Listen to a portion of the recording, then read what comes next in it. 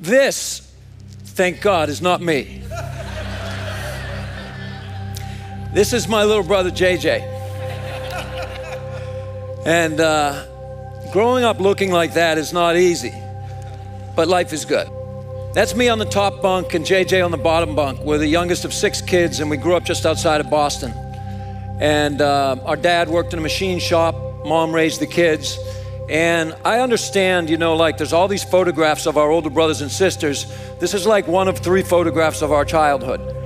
So I understand, you get it. They didn't have enough money, they lost the camera, whatever. But I'd like to have kids, and when I have kids, I'm not gonna pamper them, but I am gonna put some fucking sheets on the bed.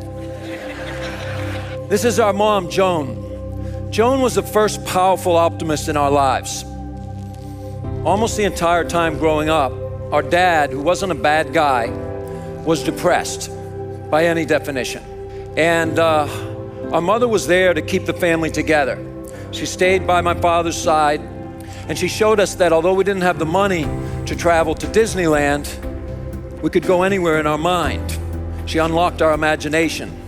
When she told us bedtime stories, she didn't just tell us the stories, she acted out the characters. But maybe the most powerful thing our mother did for us was a little ritual at the dinner table. She looked around to her 6 kids, no matter what was happening, and she said, "Tell me something good that happened today." Very simple prompt. Tell me something good that happened today. It's a nice one to use in your company to start your meetings or at your own family's dinner table. Because what happens is you change the energy. She showed us that our disposition is powerful, and she changed the energy in the house. The media inundates our culture with negative information, always reinforcing what's wrong with the world and rarely telling us what's right with the world. And we all have a choice every day. You can focus on what's wrong with your life, or you can focus on what's right with your life. And wherever you put your energy, wherever you focus and whatever you focus on, that will grow. That was something our mom taught us at the dinner table. Optimists roam the world seeing opportunities. They don't ignore obstacles, but they overcome obstacles by focusing on the opportunities.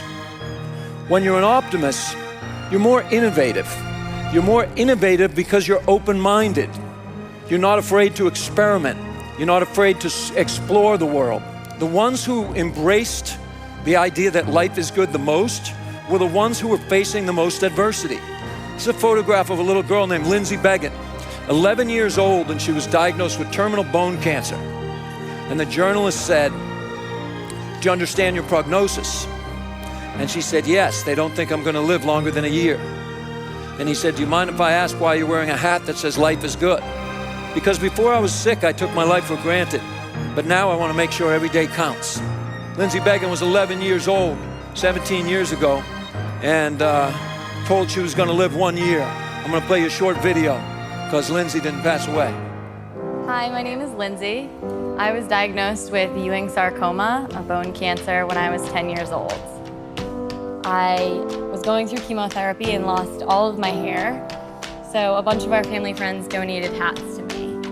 The one that stuck out to me the most was this Life is Good hat, and I keep it as a reminder. It reminded me to be positive and happy and excited, even though I was going through something that was a little bit difficult. What Lindsay showed us is that her optimism enabled her to access courage. So it was the beginning. When we started, we thought, well, there's pessimism, there's realism, and there's optimism. We're on this team, okay? Pessimism is corrosive. Realism lacks imagination. Optimism, on the other hand, is boundless. People have a misconception that wealth and material goods will make you happy, but statistics show that they don't. Some people think that that special place in life, being in that special place, if it's off at the beach or up in the mountains, or if you get that promotion, or if you meet that special person, then you're going to be happy, then you're going to be fulfilled. It's not true. The only thing that will enable a happy and fulfilling life is your disposition. We didn't invent life is good, but we were the first ones to trademark it. Some guy said that to me recently. He said, I don't think it's fair. I said, what's not fair? He goes, well, you didn't create life is good. My grandfather used to say life is good.